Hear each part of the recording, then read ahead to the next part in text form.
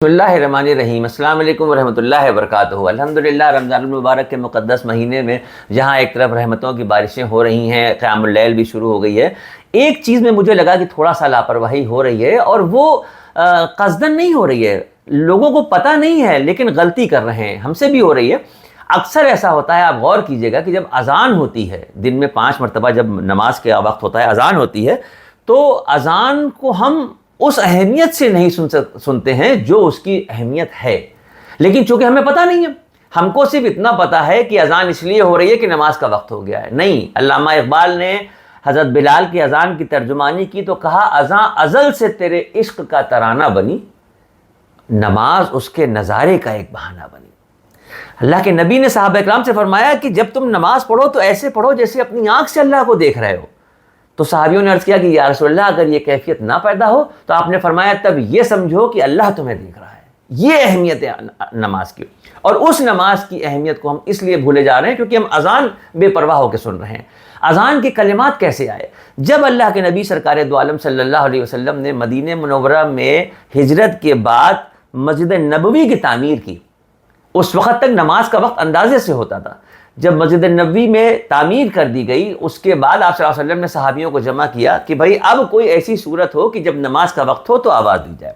اس وقت جو باتیں ہوئیں اس میں کوئی مناسب بات سمجھ میں نہیں آئی، تو یہ ہوا کہ چلو ٹھیک ہے، پھر دیکھا جائے گا۔ 3 یا 4 دن کا وقت گزرا تھا، عبداللہ ابن زید انصاری ایک صحابی ہیں، تیز قدموں سے فجر کی نماز سے پہلے مسجد نبوی کی طرف چلے، اور ان کے پیچھے پیچھے دوسرے رخ سے حضرت عمر فاروق رضی اللہ عنہ۔ مسجد نبوی میں پہلے عبداللہ ابن زید انصاری داخل ہوئے اور عرض کیا کہ یا رسول اللہ، میں کچھ سویا کچھ جاگا سا تھا، آج میں نے بڑا عجیب سا ایک خواب دیکھا۔ میں نے خواب دیکھا کہ ایک شخص کچھ ناقوس بیچ رہا ہے۔ میں نے اس سے پوچھا کہ ایک میرے ہاتھ بیچ دو۔ بیچنے والے نے پوچھا تم کیوں خرید رہے ہو؟ تو میں نے کہا ہم اس کو بجا کے لوگوں کو نماز کے لیے بلائیں گے۔ تو بیچنے والے نے کہا کہ نہیں تم یہ نہ خریدو، میں تمہیں اس سے بہتر طریقہ بتاتا ہوں، اور اس بیچنے والے نے پورے اذان کے کلمات سنا دیے، اللہ اکبر سے شروع ہو کے جو ہم سنتے ہیں۔ یہ موقع تھا کہ حضرت عمر فاروق ایک قدم آگے بڑھے اور عرض کیا کہ یا رسول اللہ، بلا مبالغہ یہی خواب میں نے بھی دیکھا۔ یعنی یہ اذان کے الفاظ پہلے 2 صحابیوں کو خواب میں سنائے گئے، اس کے بعد دوسرے دن جبرائیل علیہ السلام اللہ رب العزت کی بارگاہ سے یہ اذان کے کلمات لے کے اللہ کے نبی کی خدمت میں حاضر ہوئے اور اذان کے کلمات دہرا دیے۔ وہ موقع تھا کہ جب آپ صلی اللہ علیہ وسلم نے عبداللہ ابن زید انصاری سے کہا کہ بلال اونچی آواز والے ہیں، ان کو سکھاؤ، اور پھر چشم فلک نے وہ نظارہ دیکھا کہ حضرت بلال نے اللہ رب العزت کے محبوب نبی کریم سرکار دو عالم صلی اللہ علیہ وسلم کے کہنے پہ پہلی مرتبہ مسجد نبوی کی دیوار پہ کھڑے ہو کے اذان دی۔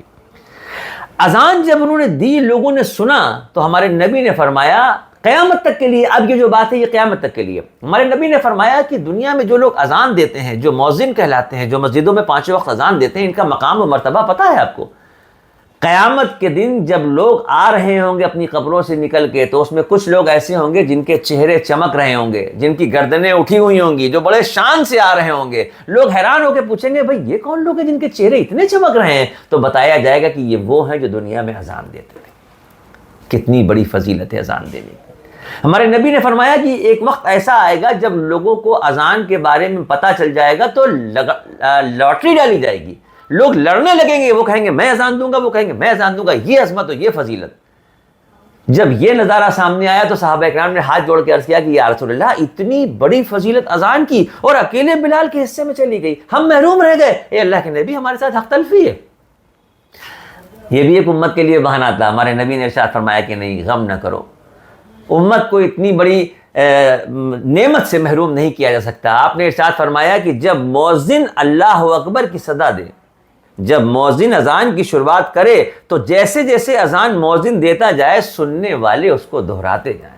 آئے ہائے ہائے ہائے، کیا کہنے!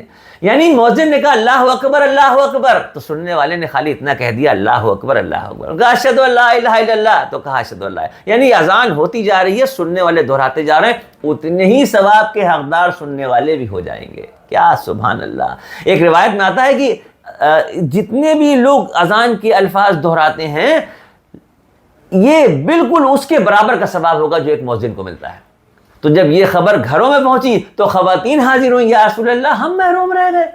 ویسے ہی ہم نمازوں سے دور تھے، گھر میں نماز پڑھتے ہیں، مسجد میں ہمارے لیے نہیں ہے، ویسے ہی اذان کے معاملات ہوئے تو مردوں کے لیے ہو گئے، ہم محروم ہو گئے۔ تو آپ نے مسکرا کے جواب دیا کہ نہیں، تم بھی غم نہ کرو، تم اپنے گھر میں جب موجود ہو تو اذان کے الفاظ سننے کے بعد تم بھی دہرا دو۔ ایک روایت میں آتا ہے کہ مردوں کو 1,00,000 کا ثواب ملے گا، تو خواتین جو گھر میں اذان کے الفاظ سن کے دہرا رہی ہیں 2,00,000 کا ثواب ان کو ملے گا۔ تو بتائیے اتنی بڑی نعمت سے ہم کیسے محروم ہو سکتے ہیں؟ صرف اسی لیے نا کہ ہم بے پرواہ ہیں، صرف اسی لیے کہ ہمیں ہوش نہیں، غفلت میں اذان ہو رہی ہے تو ارے ٹھیک ہے بھائی نماز پڑھ لیں گے، اذان ہو رہی ہے تو نماز پڑھ لیں گے نہیں، اذان کو سنیے، لفظوں کو دہرائیے، ثواب کے حقدار ہوئیے، اس کے بعد مصلی پہ آئیے، اس کے بعد نماز کے لیے نیت کیجیے۔ السلام علیکم ورحمۃ اللہ وبرکاتہ۔